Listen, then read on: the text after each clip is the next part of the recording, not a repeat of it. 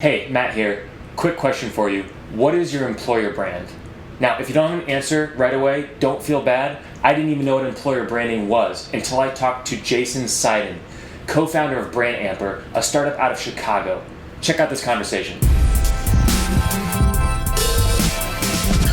So, employer branding, can you help me understand why I need to know about employer branding and what it is?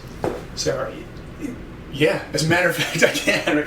So it's interesting. An employer brand, a company has a reputation in the market for its products, and we're familiar with that. The brand stands for what the company sells. But companies also have a reputation as employers, as a place to work. The employer brand is that. It's reputation and what people think of the company as a place to work. Okay. So why does it matter? Well, if you are in the market to attract and retain talent, your employer brand makes a big difference in how easy or hard it is to get the right kinds of talent for your company. That's kind of the most important thing in terms of the long-term growth of your company. Yeah, and if you think about it, put it within the context of where we are. Yeah. Right, from a business standpoint, the tools have changed so dramatically for job seekers in the last few years. It used to be, you'd submit your resume or you get a call from a recruiter, and really the only place you could go to learn about the company was the company. Yeah. You go to the company's website or you take what the recruiter told you. Now you have all kinds of access to information as a candidate, and you're using it. Yeah. So you're looking, you're calling your friends who work there. You're looking up the recruiter's LinkedIn profile. You're asking your Facebook friends, who do we know who works at this company, and I want to talk to them. So all of a sudden that brand is critical because as a company, you're no longer in control of the conversation, but that conversation impacts you. Absolutely. So an employer brand is probably one of the most valuable assets of your company if you build it correctly. Yeah, and what we're finding is companies are waking up to that more and more. I think the last couple of years, it was really just about absorbing social media. Yeah. And it's like, all right, social media, we have to be on this channel, we've got to share content. And what's happened is they've all hit the wall. Yeah. So they're like, all right, we've been sharing content, and now we can't get enough engagement, and we can't feed the content beast enough. We don't know what to say, right?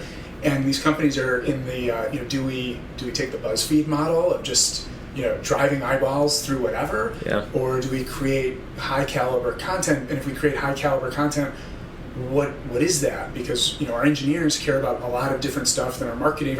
So they're kind of done absorbing social, and now they're asking the questions that lead to employer branding as an answer. What companies are doing it really well? So there's in this space there's a couple. If this is a drinking game, there's a couple that come up repeatedly. Okay. Zappos is one. Sure. Sure. Right. They sell shoes. They sell clothes, and yet they have a very clear employer brand. If you go to work for them, if you are right for their culture or not instantly. Yep. Interestingly, Apple has a strong employer brand, but it's almost the opposite. Right? Like, okay. If Zappos is the free love, Apple is the exact opposite, right? You know your uniform, you know how you're going to be presenting, and it's going to be right for some and wrong for others. Yep. But Zappos is going to. I should be drunk now. Yeah, exactly. Just saying it that many times. Well, next time we'll have beers here when we do our next interview. Well, but no, I absolutely agree. I did the tour out at Zappos a couple times now, and I've gotten to know some people on the team, and it's just very clear that they bleed Zappos blue and white. Well, so and that's an obvious example. I think less obvious. There's a lot of companies that do it well. What we're finding is the companies that do it well, and this is where we play, this is the solution that we try to provide, are the ones who say, we're not going to try to be one thing to all our employees. We're going to develop a brand that doesn't take us a year and a half to develop. Right. And isn't one tagline that we're going to dictate to everybody. But we're going to develop a brand that is consistent, for sure, but it's iterative, it's fast, it's moving at the speed of social. It's something that people can get behind, and when it changes in real time, so we can change the conversation in real time. Okay. And it's also flexible enough to be customized by employees. So we like to look at our clients and say, the ones who are doing it well are the ones who are being responsive to their employees. Yeah. Because the employer brand really needs to be reflective of what's true. Mm-hmm. Yes, leadership wants to drive, but they also they can't drive from too far out in front. They need to be very aware of where their employees are. And you know what? There's a lot of companies out there that would shock you. Insurance companies and just kind of tucked away organizations that you wouldn't think of as as sexy, but they know who's going to be successful there. They're responsive to their employees. They're able to create that consistent thread, but keep it adaptable enough that you know if you're in or out, and if you're in, it works. Yeah. So responsible, adaptable, those are things that are good for a strong employer brand. For sure. And fast. What are the biggest mistakes that brands make or companies make? One size fits all. Number one mistake. So we before we launched as a software company, we actually spent about 5 years as certified LinkedIn trainers. Yeah. So we've watched tens of thousands of people not only try to build LinkedIn profiles, but also respond to other people's LinkedIn profiles. Yeah. So people can say whatever they want. We actually know what works. And the number one piece of feedback that we would get after a program was, I'm not a billboard. Do not tell me what to say. Yeah. And interestingly, it's, in your focus group of one, but I think it's probably the number one reason why content sharing platforms hit the limit is employees are told by their company all the bad stuff that will happen to them if they make a mistake. Yep. And then they're just given this content with no context. They don't know how that context relates to them. They don't know what their personal brand is. They don't know what the company's brand is. They don't know how to create a partnership, right? Like how these two things connect. And so they're thinking, well, I'm going to send out this tweet, and then what? The worst thing that could happen is somebody asks me about it because I don't know what to do then. So that's the number one mistake, is kind of that one size fits all, treat your employees like a billboard. Another mistake is thinking that it doesn't matter. Thinking that your employees will naturally know what good looks like. Yeah. And they don't. They don't, right? Have you been in any scenarios where a company was doing it all wrong and they were able to turn it around? Yeah, it's so yes and no, right? There's different ways of doing it all wrong. Sure. So, sure. There's some ways of doing it all wrong that you're not going to turn. It's more cultural.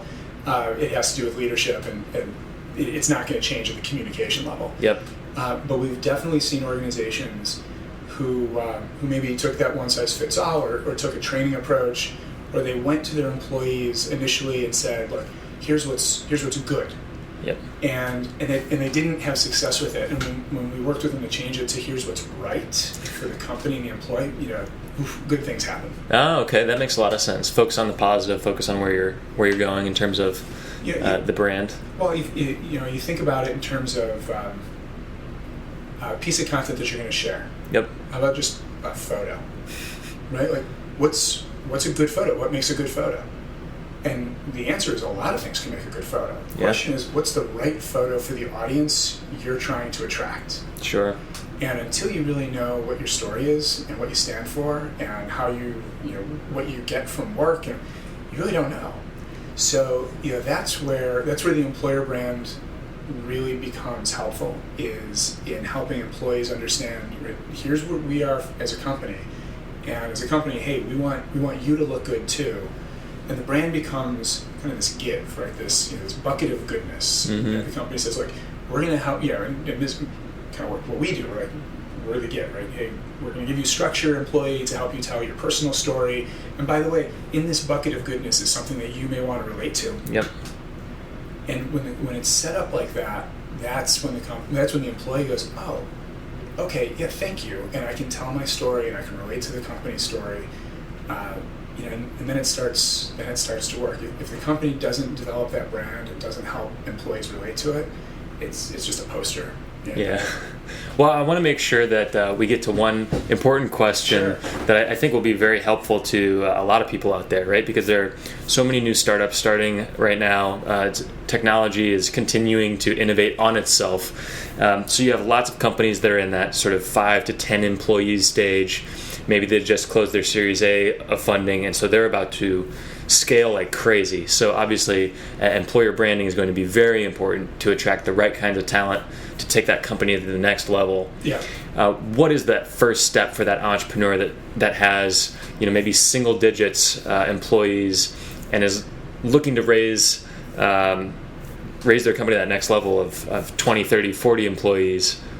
So it's interesting. I'd say there's not one answer. There's probably a couple different kinds of entrepreneurs out there. Sure. And I think it's a great question. Because most folks, when you think about brand, you think this is big company stuff, and yes, it is, right.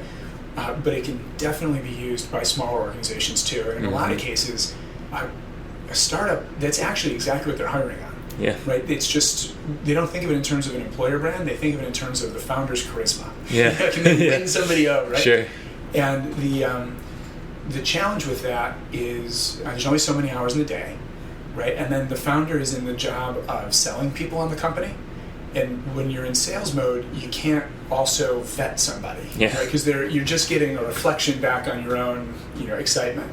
So if you can get your employees engaged, right? So number one, get your employees engaged. Right? Okay. Like see it as an asset, and recognize that you're not helping your employees go get poached someplace else. You're giving them the tools to talk about what's awesome about where they work, to make it easier to attract talent. And as a founder, to keep yourself in a position where you can vet that talent. Somebody else is already doing the sales job. Yeah. And now you can really look at talent with a critical eye. I mean, talk to entrepreneurs. It's a common mistake that I think we all make is hiring people. When we hire people, it's like shopping when you're hungry. Everyone looks good. Yeah. All these people and then you get home and you're like, I bought pickles and ketchup and hummus and I can't make a meal of this. You just described my grocery experience. Right. I resemble that remark. One group of founder would be the one who just doesn't even think in terms of this, right? Yes, use your employees. You're paying payroll. Get the most out of this that you can. Get them engaged in the recruitment process. Yeah. There's another entrepreneur who's really afraid of their people getting poached. Nothing I can do. If you have 6 employees and you're that afraid that your people are going to leave, you're not doing it right. Right. Because I know you're not paying them well, right? If you're not giving them something that, yes, they are going to leave, right? There's got to be some kind of hook. If you're not going to give them the space to talk about that hook, forget it. And then I think there would be a third bucket of entrepreneur who knows it's important, isn't afraid, but doesn't know what to say. Yeah. And they probably think they need to have all the answers. They need to go to their employees and say, here's what I want you to talk about when you talk about the company. And to that person, it's almost. You should have an idea what the company means to you, and then give your employees space to tell you what the company means to them, and really listen to it. And it can be as simple, for a startup, it can be as simple as just, brown bag lunch and telling your employees, hey, look, I need you to look good, right? It's like the old Vidal Sassoon commercials. Like, if you don't look good, I don't look good, right? and what can we do for one another? And have people tell their stories and then read them and see what they say. And if they don't jive with what you want them to say, don't immediately go, no, that's wrong, but just ask the question. And for those folks, it's really powerful because they're going to learn what their value really is. And if they really are on the precipice of, I don't know what the opposite of precipice, but the base of that hockey stick, having that kind of clarity is going to make it much easier to scale. Like what you hear? Hit subscribe below and go ahead and click the link in the comment section. It'll take you to our newsletter where you can get the best interviews that we've ever shot at Verge from the last 5 years. Go ahead and hit it up.